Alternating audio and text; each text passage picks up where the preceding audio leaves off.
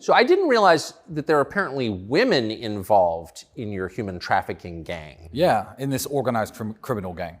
So what you have to understand is this. They didn't want the case file, the evidence to be that I manipulated people by being nice to them, to make TikTok videos. That's not what they wanted. They put me all over the news. They searched every house I own in the country with armed men. They were looking for victims of something. Yes. They were looking for scorned ex-girlfriends. Any woman to come forward and say that she was hurt by me. They were looking for real evidence. The fact that the case file is so laughable now is just because real evidence doesn't exist. So when you have no real evidence, you go for junk evidence. You try to make your case on human trafficking based on, well, they were nice to these girls on TikTok. And these are girls who would say to me, hey, share my post on Instagram. I'll be like, yeah, no problem. So, because I'm a big social media guy. I don't know a single person when I had Instagram, from my cameraman to my personal trainer, who didn't ask me to blow them up on Instagram. But that is now the link they have between me and these people, saying that they're human trafficked, even though these people, defend me. But there are 2 women involved, yes. My personal assistant and her friend got thrown in prison with me. Essentially, their crime was inviting one of the alleged victims to a birthday party that I wasn't even at, that happened in this house. That's how they tied them in. How long were these 2 women in prison? The same 92 days. The same 92 days. The worst part... Have they been charged? Yeah, along with us. They're part of the organized criminal gang, which is hilarious because Luana, one of the girls, has never, ever, in the whole 6 years I've known her, had a conversation with Andrew once. They don't know each other. Andrew didn't even know her name. And she's apparently a part of this organized criminal gang. The interesting part is, do you remember Christopher Hitchens when he was alive? I knew him well. Oh, well, I've never met the guy, but I read an article he did for Vanity Fair about 11 or 12 years ago, where he volunteered to be waterboarded to test the effectiveness of torture on foreign prisoners. And the conclusion he came to was, in the article, and I remembered it vividly when I was in jail, if you don't have the answer to their questions and you are being tortured, you can psychologically break. You have to be torturing people who do know the answers. Otherwise, this is an ineffective mode of operating. And essentially, the way I look at the way these 2 women were treated was they were locked in prison because they know us. They're an attack vector on us. One is my personal assistant, so she knows everything I do. She does airport pickups, pays my electricity bills. And every week or so, they had the keys of freedom dangled in front of them. Are you ready to tell us about the Tate's criminal activities now? And they said no, and they stayed in prison. The next week, you ready to tell us about the criminal activities that the Tate brothers did? And the problem is, they can't have told the police about criminal activities that I take part in, because those criminal activities don't exist. So I see it as a method of psychological torture. I'm not mad I was sent to jail. Any notions of being angry at injustice and stuff that I truly have in my soul is for those 2 girls who went to jail with me, because they didn't deserve it. I mean, I've probably done something in my life that made me deserve something. These are 2 wonderful people, and they were sent to prison with me. One for having the crime of being my personal assistant, and one for the crime of knowing me and showing up at parties where these alleged victims who say they weren't victims were at. And they're charged in this organized criminal gang. But to be clear, none of the charges pertain to sex, no, rape, no, selling anyone, no, slavery, moving people across international borders to pimp them out. No, but that's certainly what they would have wanted. It's not the fact that, as I said, the evidence is junk because they now have to put a case together. But I'm confused as to how what you're being accused of constitutes human trafficking. Well, it's a very loose law. It's a very, But the term doesn't seem to have a real definition. No, it doesn't, especially when you understand that the Romanian alleged victims, who say they're not victims, have lived in this country for 10 to 15 years before I ever showed up here. So I'm not sure how the trafficking took place. But in a very loose way, they had to prove I was doing something with women by coercing them for my financial benefit, which is how we ended up with the TikTok story. Because the real evidence they wanted, maybe the prosecutors, maybe the people who attacked me genuinely thought I was a pimp. Maybe they did when they started this. And they assumed that the perp walk and putting me in handcuffs and walking me in front of the cameras would have women coming forward saying they were harmed. Maybe they were looking for real evidence. I don't believe if they knew that they were going to end up with this TikTok story, they would have initiated this attack in the first place. I really don't think. Why do you think they did? What do you think this is actually about? I think this is about Andrew. I think this is about Andrew. And the way to attack somebody is through his loved ones. I'm not going to say that, Andrew got me put in jail. But what a way to get to Andrew than to throw his little brother in jail and say, he's part of your gang, he's a human trafficker too. Because I don't even have any allegations of misogyny against me. I've never made a YouTube video and joked about men being better drivers.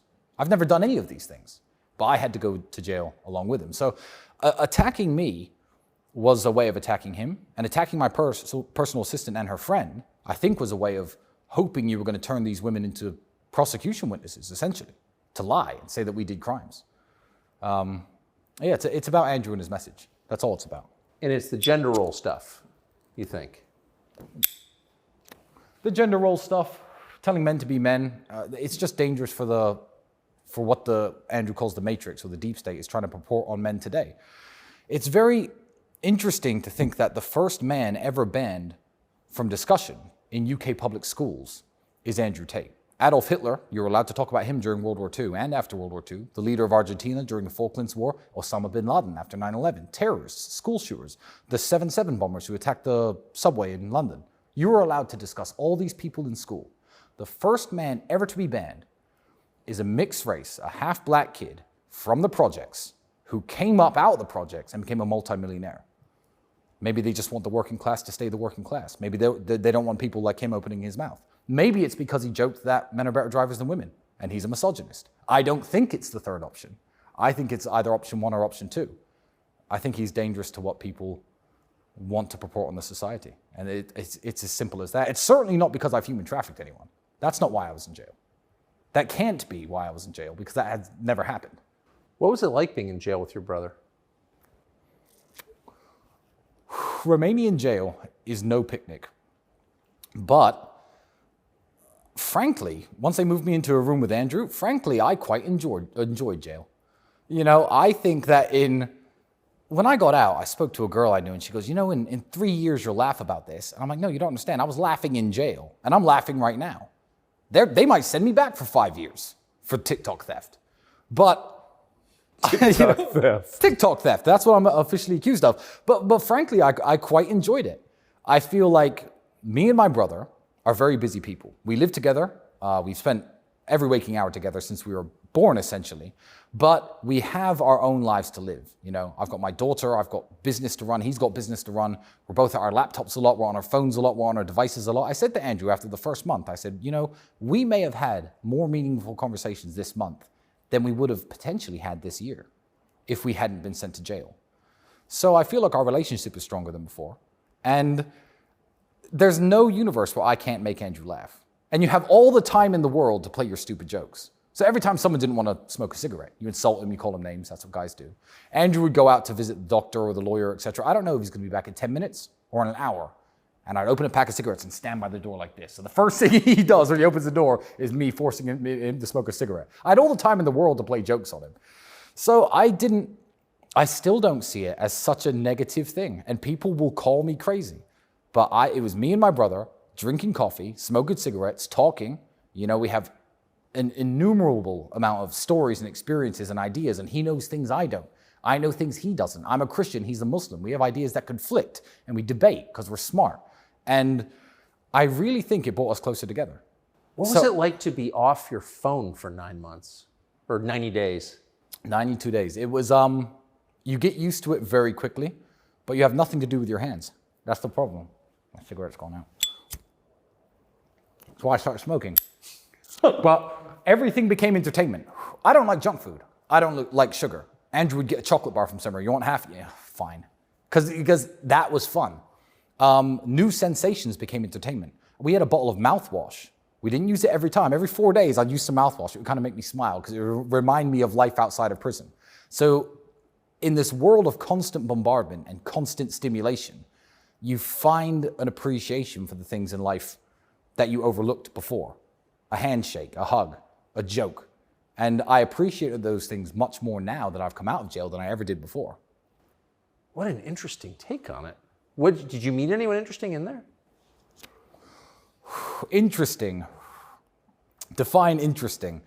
I met people, to be fair to the Romanian justice system, it works the way it does because Romania hasn't got much money. If you arrest some guy because you suspect he's been breaking into cars, for example, and you can't hold him without evidence and you let him go, you'll never find him again. He'll go back to his village and you'll never see the guy again. So there was one kid who was in jail for looking in car windows, essentially. We're going to investigate this guy month after month after month. Couldn't afford lawyers, was just sitting around in jail. So people had very interesting stories. I met heroin dealers, real human traffickers. I mean, like actual human traffickers. I'd go to court and the policeman who would escort me would say, oh, they definitely got to let you out. And I say, why? They said, because I see real human trafficking cases. They've got basements and dungeons with urine-stained mattresses and handcuffs and messages saying, better get back out on the streets. That's real human trafficking. They're accusing you because you told a girl to post a TikTok video at a certain time because it's better interaction. That's their evidence against you. You're definitely getting out. And then I didn't get out. And all the police were shocked. So I met some very interesting prisoners. I met some very interesting prison guards. Yeah, but... What were the guards like? The guards were very good people. Really? I feel like the guards they know what a criminal is and what a criminal isn't. I'm not going to say they knew my case. I'm not going to say they knew I was innocent. But they know what human traffickers, rapists, sexual criminals actually look like because they deal with them day to day. One of the policemen was telling me a story of after a day in court, he had to stay in the police van. His hands were shaking because he couldn't escort the guy back into jail because he said I was going to get on my nightstick and break his teeth in because he saw what the guy had been doing to children. You know, these guys know what real criminals look like. And a lot of them just wanted to make sure we were okay. They didn't want anything bad to happen in the prison. And I could say I made 2 or 3 friends from the guards. They were very good people doing their job diligently, and nobody abused their power and nobody mistreated anyone. Yeah, real good people. And they weren't the ones who did this to me. So I couldn't harbor any hate towards them. Who do you think did it to you? I don't want to say anything that's going to get me into trouble on this one. But you have a good sense of it. Let's just say this would have happened in any NATO or European Union country that I chose to live in. It would have happened. It would have happened in Spain. It would have happened in Poland. It would have happened in France. The French, the Spanish, and the Polish have nothing against me. I think the Romanians really have nothing against me. The Romanian people love me. You know, Romania is the most the most Christian country in the world outside of the Vatican City. 98.8% Orthodox Christian. These people share the same values as me. They don't feel people like me should be locked up. I have so much support in Romania from both powerful people and common people alike. So it's very hard for me to believe that the Romanians woke up one day and thought, this guy who publicizes how wonderful our country is and spends millions of dollars here in this country, let's get him. I find it very difficult to believe that that was a Romanian idea because it's not the kind of thing you would do. Why would you? If you had a great neighbor move into your neighborhood, raise the property values, talk about how great your neighborhood is, he was a law-abiding citizen, didn't hurt anyone, would you think, yeah, we need to go throw petrol bombs in his house? Let's burn his house down, let's get him out. No, you wouldn't. So I believe this would have happened anywhere. So I won't say who did it, but I don't hold Romania responsible at all, and I never will. People said if they drop this case, oh, they can't just drop it because you'll sue the country. And I famously tweeted, I will never sue the country of Romania.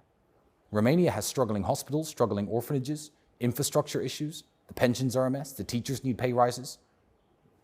They've made me feel welcome up until this point, and this has been my home country. My daughter is a Romanian. I'm not going to steal $200 million from the government and do what with it? I don't need the money. I don't want this to reflect negatively on this country in any way, but it has. Who with money and power and influence wants to come here now? It's made people nervous, and that hurts me. As I said, my daughter is a Romanian citizen. This is her country. So it's my country too, isn't it? So I don't like the reputational damage this country has faced. And exactly who did it, I think in 5 or 6 years, we'll find out. There'll be fingerprints on a lot of pieces of paper that we'll be able to know exactly why this happened. But it didn't happen because I'm a human trafficker. Do you feel human trafficked? Do you feel kidnapped, Tucker, here in my house? I feel very charmed, and that's a form of human trafficking. Yeah, no, technically it is, yeah. When did you become a Christian? Shortly after moving here. Really? I was disenfranchised with Christianity. I just mentioned Christopher Hitchens. I read a few books that he wrote when I was younger. And I thought, you know what? I looked around England and the way society was collapsing and the way Christians behaved.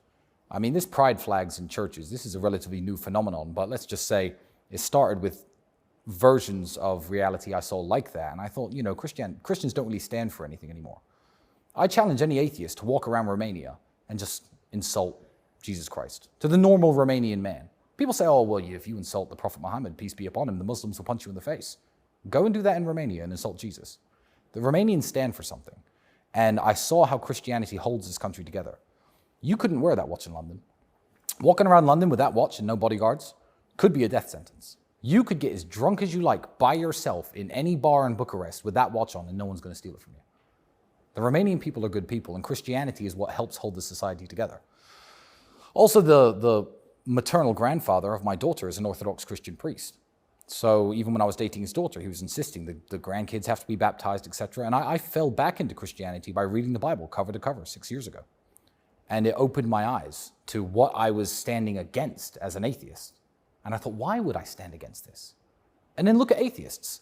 Go to these men standing naked with their dicks out in front of kids, These people aren't Christians. Look at how the atheists behave, how they fetishize serious issues like abortion.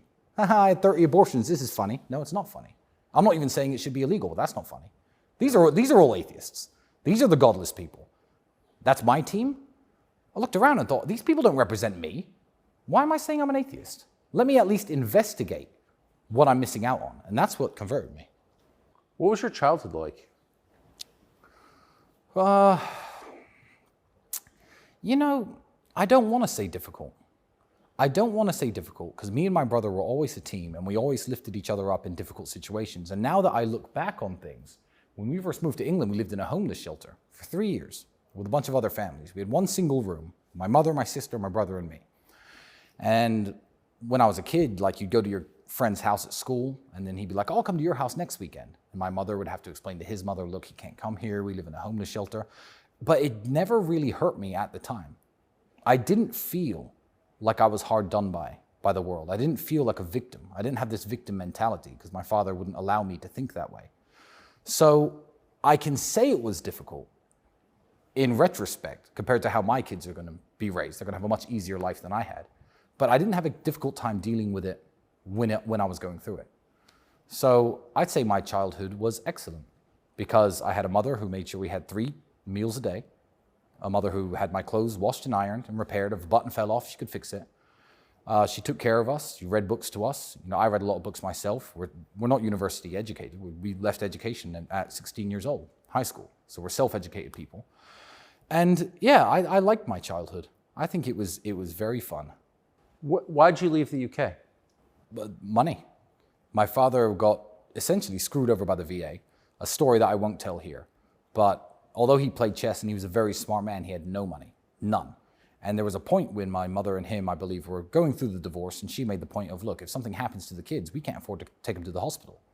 And they made the decision together saying, well, look, the kids are British citizens, you're a British citizen, go over and live in England. We'll see if we can fix the marriage at some point in the future. It never happened. But it was a financial issue that made us move. And probably one of the best things that ever happened to me. Did you think about staying there when you became an adult? Did I think about going back to the United States? No, back to the UK. Back to the UK? No. Well, I've always felt British. I moved to England when I was 8.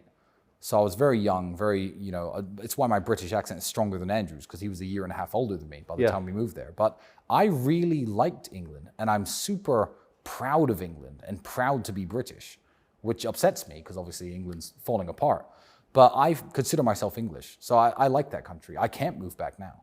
When the government is saying you can't talk about this guy's brother in school, I'm going to move back there. I'm public enemy number 1, and bad things will happen, worse than they happened here, I suspect. So sadly, I can't go back to England, but I do love England. I said if I could swear loyalty to any British leader ever, it would have been the Queen of England. King Charles, not so much. But everyone's like, oh, who do you vote for? Labour or Conservative, Liberal, Democrat? I was like, no, Queen Elizabeth II. That's the politician I'm proud of. I don't want to hear about the others because they're not interesting. And they just want to see the country fall apart. Do you think the monarchy will continue? If Charles dies soon, and I hope he doesn't, I believe that people will rally behind William in a way they have not rallied behind Charles.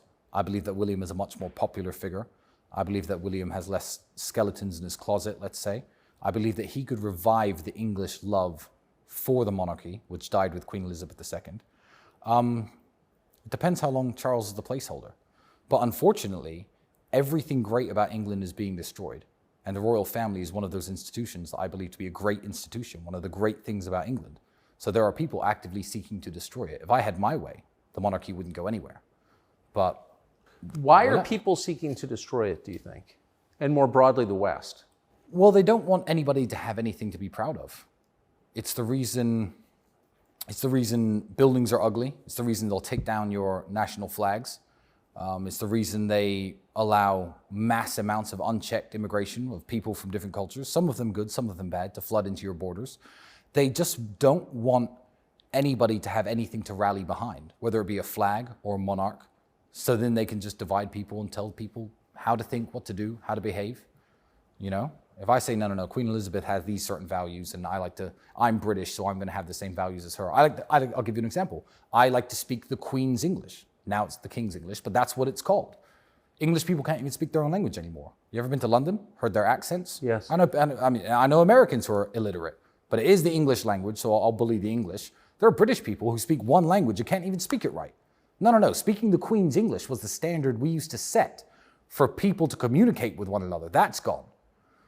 So it's sad that these people want to destroy the foundations of almost every society. And what better way in England to destroy the foundation of British society and British patriotism than destroying the crown? Where did your views come from? I mean, both you and your brother seem to have a very coherent worldview. Yeah. That even if I didn't agree with it, of course I do, but if I didn't, I would still think, boy, these guys have thought it through. You left school at 16. 16. You both became professional fighters. Yes. So how did this develop? We had very little else to do than to. This is no joke. Like, people joke, they say, how do you feel being under home arrest? I joke and I say, I was under home arrest for 7 years. I was broke. My car had no gas and I had nowhere to go. I was in a smaller apartment than this. I was in self-imposed home arrest from having no money. Me and Andrew have never had much to do, but we've always loved discussing ideas. And we're always with the other person who at least is matched intellectually. And we've agreed on things and disagreed on things. Even now, like I said, he's a Muslim, I'm a Christian. I came out of jail. I've read 4 books on Islam since getting out of jail. Why? Not necessarily to counter-argue with him, but just to learn more about issues that are important to him. We read books on history, and I think if you have a very good understanding of history, you can understand the problems in the modern world. Yes. And that's a massive problem. I get mad at Romanians for it. Romanians don't know their own history. And I'll literally get mad at Romanians for not knowing their history. Like medieval history or like Ceausescu history, recent history? Even if you take World War II history, yes. For example, every single Romanian city and Romanian village has a little war memorial in the middle, listing all the names of the people who died. I say to Romanians, where did these men fight? Where did they die? Nobody knows that when Paulus's army approached Stalingrad, I was about to say they died in Stalingrad. Exactly, his entire rear guard was Romanians and Italians. That's exactly right. And Zhukov's counterattack, out of 259,000 Romanian soldiers, 139,000 died in that counterattack. And then the rest got dragged into Stalin's Russia and never came back. And when Romanians don't know that, I get offended. I'm like, how can you not know that? How can you be proud of being a Romanian and drive past that monument every single day and not know where those men fought and died? So even out of respect for the country I live in, I'll learn its history. So I just, when you know history, you can look at the modern world and see what's wrong with it, what's right with it, what's going wrong, what could go wrong. And I feel like an understanding of history is the basis of mine and Andrew's knowledge, if you can even call it knowledge. Because I don't consider myself a professional in anything, besides maybe kickboxing. And that's it. Do you miss it? No, I'm lucky. I had a car crash at 28, ruined my shoulder, so my retirement was final. I had to retire. I had one MMA fight after that, and I lost because my shoulder dislocated when I was wrestling with the guy, and I tapped out. Obviously, the haters love to watch that fight and be like, oh, look, he tapped out for no reason. I was trying to push the guy off. My shoulder slipped out of place. So I don't miss it, and I'm very lucky that I'm in the position where, like with prison, I see good in every situation. I can't go back to it now. So it's fine. I did it. I'm very proud of myself. I'm the 2-time European champion. 28, car crash. I've washed my hands of it. I still stay in good physical condition. I still train very hard. I still take my health very seriously. But going back to fighting isn't an option I have. When you look at some fighters, we were talking about them earlier. I'm not going to name and shame anyone because I respect every boxer who's ever got in the ring. But some guys, they're old. They're still getting in the boxing ring. They're still fighting people they shouldn't. They don't know what else to do. I had to move on. So by definition, I can't miss it because going back isn't an option.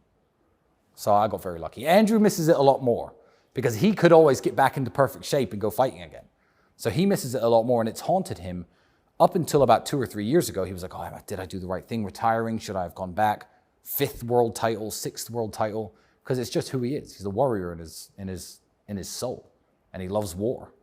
But war can be just, and war can be noble. It doesn't have to be, what we typically think of as war. Andrew's at war with the world, and he always has been. Andrew 14, 15 years ago, I'd watch an internet debate.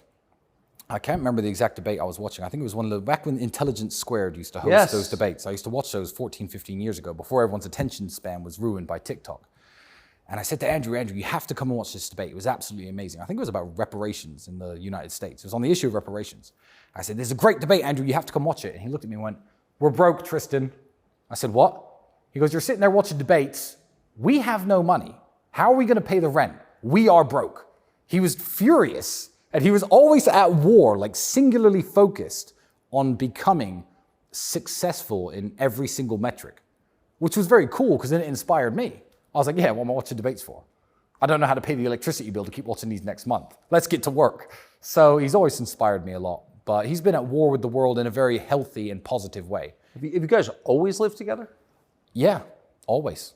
Always. From living in my mother's house to moving out together. And I don't know why I wouldn't live with him. People say, like, oh, it's weird you share a house. I've got 9 bedrooms. You've seen this place. If I want private space, if I want to sit by myself or, with my girlfriend or, I've got plenty of room to be alone. But he's always... Why do people say it's weird to live with your brother? I have no idea. I feel like Western society, the ideas that are purported to young men to divide, if you have 3 or 4 brothers in a family, go to different universities, study different things, pay a bunch of different rents to a bunch of different people. The idea, which is more Middle Eastern, of pooling your resources and keeping the family together is not something the West pushes anymore. I've heard have you ever heard the expression, never mix family with business? Oh, of course. Why? Every penny that me and Andrew make goes into joint bank accounts. We've shared all of our resources forever, since we had no money to now we have a lot of money. Why shouldn't you mix family with business? Who else are you going to trust? Oh, I agree. The man I grew up with and knew my entire life, or some guy who I met last year? Why do they say that?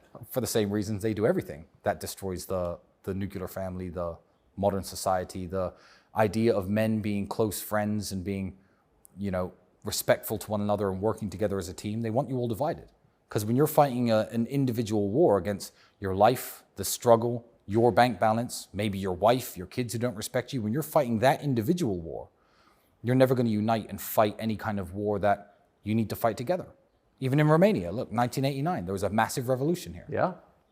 Say what you want about communism and Ceausescu, and I hate communism, and I don't want communism to come anywhere, neither do the Romanians.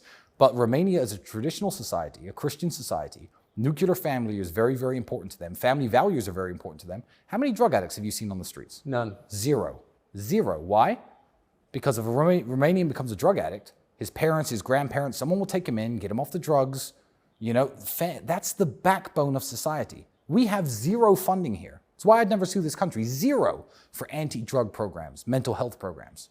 How many crazy people are harassing you when you walk around? None. There we go. The family's very, very important. And I love Romania. So yeah, and they throw revolutions when they don't like something. They overthrew the president 6 years ago. They'll get together and say, no, we've had enough. Well, they shot Ceausescu and his wife. They shot him and his wife. Indeed, they did. Execute him. But I'm not a fan of communism, and neither are the Romanians. But Ceausescu wasn't, if you know about his life, he wasn't necessarily an evil man, but he was a completely uneducated man. It's easy in 2023 to say communism doesn't work. I know it doesn't work. You know it doesn't work. It's 1945, Romania. Communism's a new idea. Everyone's broke. Maybe we should try this. Some of the people who got into it and bought into it didn't necessarily do it with the worst of intentions. Right. Anyone pushing communism today is either thinks they're working under good intentions because they don't understand history at all. Like I said, lack of understanding of history. Or they're evil. They're truly evil because we know it doesn't work and we know how it ends up. Why do you think, and it seems to target the family first. The separation of the nuclear family gives the state the ability to raise your kids. and my brother's probably touched on this, the moment there's no father at home, the moment the mother's busy working, not at home cooking meals and raising the kids and reading books to them like my mother was, then who's raising your kids? The school, the internet, the television, whatever ideas we put on those are the ideas the kids are going to grow up with. We don't want dad out working and mom at home with the kids 24/7. No. The mother of my kids, call me sexist if you want, never has to work again. She can have passions. She can have interests. She wants to learn the violin, the piano, dance, ballet. She's a former gymnast, one of them. Go and do this. Good. You do what you enjoy. Don't worry about the money. I'll make the money. Pursue your passions because I want you at home with the kid. That's what I want. And people call me a misogynist and they call me sexist for it. Why? I've chosen her. She's obviously a good woman. I want her raising my daughter. I don't want her in a daycare with God knows who. Luckily in Romania, I'm relatively safe from that, but I mean, I've seen some questionable people working in your daycares in the United States, and it makes me very worried. Yeah, nobody cares anymore. What do the women in your lives think of your relationship with your brother? They think it's beautiful. The only type of woman, they come around to it very quickly. I feel like even if they're like, oh, you're 35 almost, and your brother's 36, and you live together, they'll find it weird until they see our relationship and see how we interact with each other and see how we live and see how we work together. They'll find it weird up until that point. I've only ever had Western women call it weird. I've only had, because Eastern Europeans have a different kind of mindset. They get why two men would work together and team up. In England, I've had English women say it's weird. We've had women try to get in between our relationship throughout our life. I don't know why they even tried. It's stupid. But it hasn't worked. But I also feel like, I mean, throwing me in jail, the authorities here, or whoever was attacking me, certainly underestimated our relationship. They thought Andrew was going to, I don't know, say something he shouldn't to get me out of jail. They thought I might roll on him to get myself out of jail. I don't know why they thought throwing us all in jail and saying we were a gang was a good idea. But you try to find weak links in a group. And also the fact that my personal assistant, God bless her, didn't lie about us to get herself out of jail. Mine and my brother's relationship, and I want to make this very clear, inspires the other people around us to loyalty. I have such high standards of what loyalty means because I have Andrew, that I expect absolutely nothing less from my friends. I mean, you've seen this house. There are men sitting around this house. They've flown across the world, 24 hours, some of them, to come sit on house arrest with me, as opposed to enjoying their lives and running their businesses or seeing their kids. They're here with me. The loyalty we have for each other translates into every other aspect of our lives. I feel like we get more loyalty from women, we get more loyalty from friends. We have a standard to measure loyalty against, and it's a standard that's 100%. So that's a beautiful thing about our lives as well. So that it works, it helps everything. How much of the media coverage of yourself and your brother do you read? Quite a lot, but I know what the articles are going to say based on who says them. You know, and I've heard fans of mine raise some questions, raise some quite legitimate questions about the webcam studio I used to own. Was that human trafficking? We can cover this in a minute. But I tried to read as much of it as I can, especially when I got out of jail, because I wanted to see where the land lays. But it's the comments section that overwhelmingly tell me the consensus of people. The most violent hit pieces can be made against me. The worst interviews, trashing my name, saying I'm a danger to society. I shouldn't be around anyone. I should be locked up forever. It's the comment section on those that tells me the true measure of who supports me and who doesn't. Because the people who hate me are just loud. They're very loud, but I don't think they're very big in number. Because the comment section trashes them, even on their own matrix media, mainstream media articles. The BBC will post an article. BBC people who subscribe to that page and like the BBC watch that video. The comment section trash them. Trash them. So that's what makes me happy. It's the comment section. So keep up the comments, guys. Why is BBC so single-minded in its attacks on you? Well, don't look at BBC. I mean, you know this. You can't look at BBC as a media organization. What funds the BBC? The TV licensing fee, the UK taxpayer. It is the government's propaganda branch. When there are big riots in London, the BBC doesn't cover them until 3 days later. They don't want to inspire people to go down to London and protest. It's not a news organization any more than it is a government-funded agency for telling the British people what to believe and what to think. So the fact that the British politicians don't like Andrew means the BBC, by nature, by instruction, have to hate him. A journalist who likes Andrew would not be allowed to come here if he worked for the BBC and ask fair questions. Questions like, you haven't been convicted of anything, why did you spend so much time in jail? That would be a very normal question to ask him. They're not allowed to. They are the government's propaganda arm in the way that the North Korean television station is the arm of the North Korean propaganda arm. It's funded by the government, it's run by the government, it purports the government's ideas, no matter what they are, and Andrew Tate is a danger to society for some reason. So that's why the BBC hates him, because the government hates him. What else is the BBC? Do independent journalists hate Andrew? No, almost none that I've met. So, when you say that even some of your supporters have questions about your webcam business, what is that? What does that mean? So I'm glad you asked that, because I'd actually like to clear this up. Andrew is a Muslim and I'm a Christian. In a previous life, me and my brother used to run a streaming company, essentially, where pretty girls would stream online and talk to dudes online. There was some nudity involved. And it was a studio, essentially. The girls worked for my company. They had contracts to work for my company. They got paid very, very well. And people were like, they were involved in that business where they recruited women. Is that what they're investigating for the human trafficking allegations? No. The human trafficking charges filed against me, because they called the women who used to work for me. Yeah, great boss, I made some money, my life has moved on, and they hung up the phone on the police. The charges are that in 2021, I recruited friends of mine by brainwashing them to steal their TikTok money. If the police could have found a link between anything illegal and any business I've run, from my webcam studio to any company I've ever run, they would have put it in the case file. It simply does not exist. So that's not connected at all to the charges? Not at all. The webcam studio was shut 4.5, 5 years before I allegedly started this kidnapping gang. So they're not connected in any way. You do not run a web business now? No, absolutely not. And also, none of the alleged victims are girls who've ever worked at my streaming company in the past. There's zero connection at all. But I get why well-intentioned fans of mine will be like, oh, well, he was talking about this business he used to run. Was he trafficking those people? That's a very fair question. It's a very fair question. But there is no connection at all. And the case file will eventually come out. The charges and what I'm accused of will come out. Is there any money that's been made in the case file? $1 from illicit activities, even from TikTok that reached my bank account. Is that in the case file? No. So you guys don't make money from TikTok, even though? No, I mean, we have people who put ourselves on TikTok to kind of spread our own message. Do we directly or indirectly make money from promoting ourselves on TikTok? Maybe. That's not human trafficking. Did I traffic myself? Is Andrew trafficking himself? No, but we make no money from TikTok, and we make no money from anyone streaming on TikTok.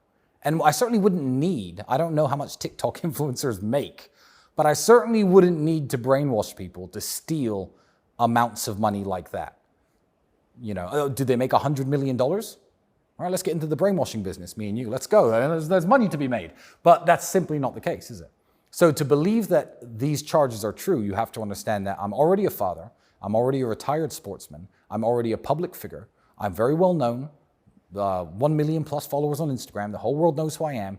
Now's the time to risk it all and start brainwashing and kidnapping people for money from TikTok. That's what you have to believe my thought process was.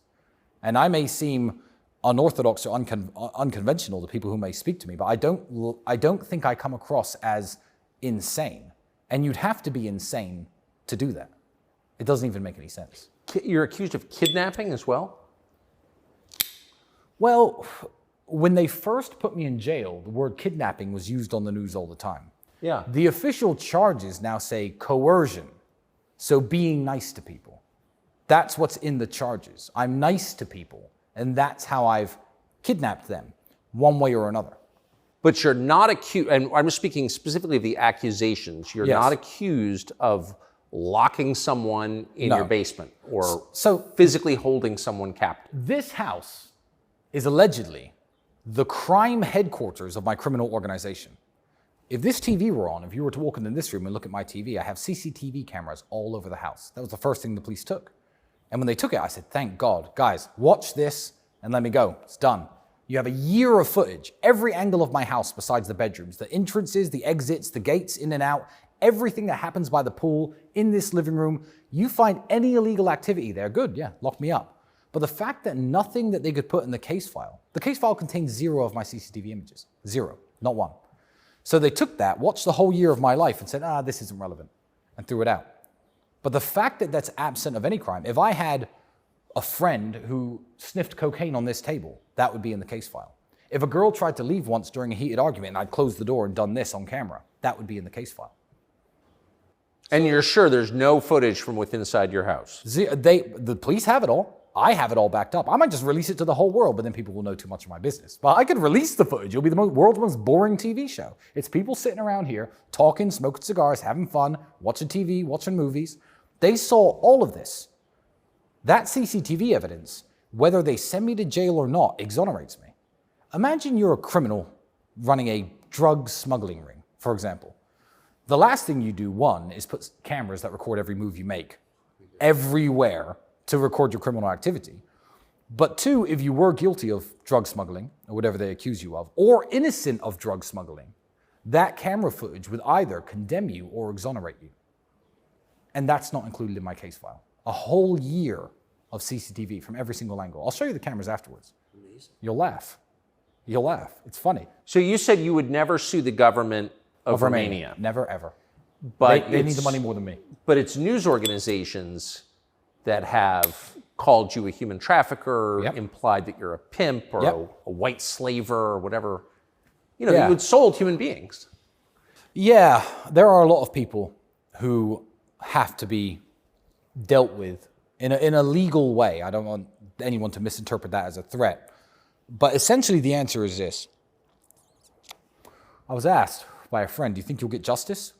And I said, what, you think if they drop this now and just say you're free to go, that's justice? After what my family have suffered, after my daughter suffered, after me being locked up in a prison, after me being deprived liberty in my house, the damage it's done to my business, my international reputation, my mother, these two women, you think if they drop it now, that's justice? No. God is the ultimate arbiter of justice, and he will make sure that I do get justice, and I will have justice. But this case file disappearing is just the beginning. How is that just? 1 year and a half I've been labeled a human trafficker. They've been calling me a human trafficker for a year and a half. When you have a daughter who's 2.5 and she's banging on the door, screaming to go outside and play with the other kids, but you know you can't let her go outside because if she does, the other kids take their parents in. The other parents take their kids in. She has no friends. I bought her a dog. She's crying her eyes out. She used to be able to play with the kids in the neighborhood. Now she can't. What about her? Is it justice to drop this file now? No, people will have to pay. Legally. Don't cut this up and say I'm making threats to anyone. People will have to pay. And they will have to suffer the consequences of the legal system. And I also believe that you can't do such an evil thing to people without suffering some type of retribution from the Almighty. So good luck to them. And I hope they can sleep at night because I wouldn't be able to. So Elon Musk, Mark Zuckerberg, some talk that they may square off in the ring, a ring you're familiar with. Yeah. Will it happen? If it does, who wins? Here's what would happen. Here's what could happen. Elon would have to take his foot off the gas pedal when it comes to work. I know he's a workaholic. He's insane, truly inspiring, that man. And I don't think he does anything by halves. If he tried to run all his various companies, do an hour or two of training a day, didn't take it seriously, Zuckerberg has a head start in terms of technical skill. Elon is bigger. He's stronger. He's physically more imposing. If he took 6 months to train 5 hours a day, Elon beat Zuckerberg. Is that what it takes? That's what it would take for a man with no combat experience to get to a level to beat Zuckerberg, yeah. Zuckerberg's been doing jiu-jitsu now for a couple of years, I think. But 5 hours a day for 6 months. That's what I would prescribe to guarantee his victory. And you have to understand, for me, Meta banned me. So I still had Instagram and Facebook until I was in jail. In jail without charges. My criminal record is completely clean. If anyone here has anything on their record, I'm cleaner than you. He deleted my Instagram when I was in prison. I posted photos of me in suits, photos of me with cars, with inspirational quotes. That was my Instagram. I was deleted while I was in prison. I came out, nobody can get my Instagram back ever. It's gone. So obviously I want Elon to win, because Elon has my back. I mean, whether he's endorsed me or not, I don't talk to him. I've never met the guy, but I have a Twitter account. So for me, it's good versus evil. Wait, on what grounds did Meta erase your account? No grounds. No one could find out. No one could find out. Representatives who work within Instagram say this is not a ban that's reversible. This is not a ban anybody can do anything about. This is an Alex Jones level, this guy's not allowed on the platform. I don't even know what I've said. Like, I literally don't know what I could have possibly said. But, I mean, in their defense, if I ran Instagram, I wouldn't want human traffickers on Instagram. But wouldn't an interesting question be, is this guy actually a human trafficker? Before banning me. I mean, wouldn't that have been the natural line of inquiry? How many American citizens have died from fentanyl they purchased over Instagram? I know. To this day, that is happening. I know. Drug dealers all over Instagram. People are peddling all sorts of hate, all sorts of degeneracy over Instagram. I literally posted car pictures, usually with a line from a book that I like. Just a cool quote. Me in a suit, me with a car, me with my dog. That was my Instagram. That was it. That was all I ever did. I didn't do anything weird on Instagram. I don't know why they banned me. So I would be Team Elon versus Team Zuck. I'd be cheering for Elon. But you think it would take a good 6 months to get up to that level? To 6 months, Elon could guaranteed win. Anything can happen in the fight game. I've lost fights I shouldn't have won. I've lost fights I should have won. Anything can happen in the fight game. But I think that Elon is bigger, is stronger. Weight classes exist for a reason. I mean, size is real. And I think Elon could beat him, guaranteed, if he trained for 6 months. And I see the best fighters in the world offering to train Elon. My brother offered on Twitter. Jake Shields, a few other people have said, look, Elon, I will train you. If he took that seriously and took the help he needed, I think 6 months of training, You wouldn't want to lose to Mark Zuckerberg. No, you wouldn't. But I've lost to Mark Zuckerberg. Look, I have no Instagram. I don't use WhatsApp. I'm banned from all of it. So has Mark Zuckerberg beaten me? Yeah. So I'd be cheering Elon on. But Mark Zuckerberg, if you're listening, unban me, bro. Like, why? Why am I banned? At least get somebody from Instagram to explain to me what I was banned for. I'd like that. I really would. I'd like some closure. I don't need Instagram back, but I'd like to get an explanation, because no one who works there can seem to find one. And obviously know lots of important people who know lots of very high up people at Meta. No one can even get an explanation as to why I was banned. What do you think the answer is? The answer is, I'm Andrew's brother. I have similar views as him. When Andrew got banned, my following went up because everyone's following me just to see roughly what I'm up to in life, my stories, where I'm chilling, what I do. And I'm Andrew Tate's brother, delete me. That's the reason.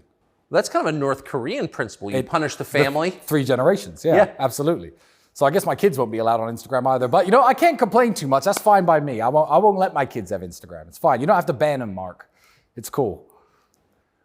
Do you think, since you spend a lot of your life thinking about communications, the media, social media, like, where are we in 5 years? Is speech restored to the average person, or is there less speech? I would say, without trying to kiss your ass, because I'm not an ass kisser, that's down to people like you fighting the good fight. Depends on the American political climate, which obviously you have a lot of sway over, and America is the king of the world, whether anyone likes it or not. I believe it's the negative ideas from England and America that have certainly made this happen to me. Yeah. Also, my case is important for countries in Eastern Europe. Obviously, Romania is a big ally of the United States, has been for a very long time. They have a very good relationship with the United States. If Romania are happy to, if important people in Romania, who I know speak highly of me, stand up and say, we're not going to publicly crucify this guy because America doesn't like him or because England doesn't like him. I believe this is a very good moment for Eastern European countries as well, NATO allies. That's right. To say, look, we don't have to do everything you say. We don't have to follow this insane agenda of accusing people you don't like with imaginary crimes and throwing them in jail. This could be a victory for Romania. The work you're doing could be a victory for the United States. England's lost, so forget England. Yeah. There's no free speech in England, that's over. Yeah, so it all depends on what shifts happen, who wins the next elections, how effective cancellations are. You have people like, Rumble, Elon fighting against this silencing of every idea that's counterintuitive to the agenda of the deep state, or the matrix as my brother calls them. So I don't know, but it's a very interesting time to be alive. I would like, the optimist in me would like to think there's finally enough pushback. So let's take Alex Jones. You don't have to agree with everything Alex Jones says. I like Alex Jones. I do but too. I don't agree with everything Alex Jones says, and you don't have to. But Bill Maher famously, and credit to him, said when Alex Jones got banned, he said, we shouldn't be banning people. He said, I hate Alex Jones, but Alex Jones should be allowed to talk. Everyone should be allowed to talk in the town square. I feel like when they got Alex Jones, there was no safety net. He is a warrior, and he continued fighting, and now he's back in the mainstream. Good for him. But he was renegated to his own site with his own servers, streaming every day to small audiences after they axed him off YouTube. Cancellation. No one defended him. No one. I was on vacation that day. I was fishing out of the country, and the company that I worked for, which is supposedly in favor of free speech, said not one word in his defense. And it's like, first they came for Alex Jones. I didn't care because I wasn't Alex Jones. Yeah, it's the old adage. So now there is I don't even want to call it counterculture, but if you cancel people, look, they canceled Andrew. How successful was that? He's sitting here with you today. Yeah. He's bigger than ever. His voice is louder than ever. Now, thanks to people like Alex Jones, who took the initial brunt of the weapon, the cancellation weapon, now there are lots of different platforms, lots of different apps, lots of different applications. I mean, Elon's taken over Twitter, which was a mainstream app, which censored people very heavily. The pushback has started. So the optimist in me would like to look at the trend line and say things are getting better as compared to when they canceled Alex 6-7 years ago. Yeah, it does feel that way. Yeah, it does feel that way. So I'm going to be hopeful for the future. But also, I don't know what these people are capable of. I don't know what they're capable of. Look what's happened in my life. This is unthinkable. 2 years ago, if you were to say, hey, Tristan, you'd be in jail for human trafficking, I'd be like, what? Human trafficking? Prison? How long have you been locked up in prison and in your home? I have not been free since December 29th of 2022. I have not had a single day of freedom. I've either been locked in jail or locked up here. I've only ever left this house or left jail to attend court. That's it. And that's a very long time. Think of everything you've done since just before New Year's. Think of all the places you've been, all the people you've spoken to. Since last year? Yeah. I've been locked in a jail cell with criminals or locked in my house. So when you finally do regain your freedom, yeah, what are you going to do? You know, I'm just going to continue to do what I was doing before. No, but I don't. What's the physical, like, if I said you can leave your house right now, where's the first place you'd go? You know, I think work comes first. I have documents and papers I need to sign in the Middle East for various reasons. I'm not going to broadcast them here because it's another avenue of attack. I have paperwork I need filling out. I just need to be able to live my life. I mean, for a man like me, and I've explained this in court to the Romanian judges, 2 of them which let me go, wonderful women. They let me out of prison and they put me on house arrest. I said, this isn't just some preventative detention measure, because I'm not some drug dealer who's now not dealing drugs because I'm now in jail. I'm an international businessman. You want to know how much money I make and why? Let me come here tomorrow with paperwork and show you. I'll call my accountant. This is why I'm rich. There's no human trafficking. But when you take a man who is an international businessman, who has to travel, who has to meet people, who has to talk to earn his living, and you lock him in the way that I've been locked up, I don't even want to guess how much money this has lost me. I don't even want to get upwards of $50 million, for sure. Cost me and lost me. But I need to just get my life back in order and also enjoy it. I will appreciate things much more after being in jail. So I'm going to continue living the same life as before. Where would I go? I don't know. The Middle East? Maybe England. I need to visit my tailor. I've got a bunch of suits being made, but now I'm scared of England because I know England's my enemy. So what, am I going to go there and get arrested for, I don't know, hate speech? I don't know what they're going to arrest me for. But when people say, oh, they can't just arrest you and throw you in jail for no reason, yes, they can. And I know they can now. They'll just make up reasons. And they'll get the BBC to talk about them. So you're a Christian, you're an American, you're a British passport holder also, but you spend a lot of time in the Middle East. It does seem like there's a movement, the center of gravity is moving toward the Gulf. Well, they understand on a base level the issues that truly affect society's downfall. Go and try and buy drugs in the Middle East. I dare you. I dare anybody. They know that when you let morality slip, society falls apart. I can drive my $5 million car around the Middle East with a $2 million watch on. And I can go to various cafes, bars, have a few drinks, leave the car there, walk home, leave the car unlocked. No one's stealing it. Because they deal with crime and immorality in a very serious way. So I think a lot of people... Because they're serious things. Absolutely, they are serious things. And a lot of people with money, where New York back in the 1970s, 1980s maybe was, and California, probably the best places in the world to live, quite literally. Now you've got a billionaire living in New York or a multimillionaire living in New York. He's older, he's retired, but what, he can't walk the streets at all? He has to stay in his apartment. He needs bodyguards to go to the store, the supermarket. He's like, why not Dubai? What does Dubai have? What does New York have that Dubai doesn't? Dubai has everything. It's a wonderful place. The United Arab Emirates is a wonderful place. And Saudi Arabia has opened up recently. And give it 5, 6, 7 years, they've got the money. Saudi Arabia is going to have nice, clean, beautiful, pretty, safe cities that every millionaire or billionaire in the world can enjoy. And they can go there and enjoy the amenities and live their life without the threat of some psychopath on the subway trying to attack you. And then if you defend yourself, what happens to you? Maybe 20 years? We're about to find out. In 2 cases. It's sickening. So I think that and I'll give the credit to religion. I'll give the credit to the Islamic faith. They don't want that bullshit in their country. They don't want their kids being taught immorality in the schools. So if you want to have kids and you're a very busy man, maybe your wife's very busy too, and you want a comfortable environment where you know that your kids can go to school and learn things like math and history and geography. I know, crazy, right? Without drag queens reading stories to them, you can go to the Middle East and be assured of what's happening to your children, to your family, in your home, on your streets. I get the massive push. I get it. And there are different places in the world, like America was, hopefully will be again, but certainly was in the 70s and 80s, when people from even this country right here, which was a shithole back then, wanted to go to America, see the Statue of Liberty, come across on a boat, start a new life for themselves, live the American dream. I feel like the dream of the West is dying. And people are just like, well, where can I live the dream? What's the dream?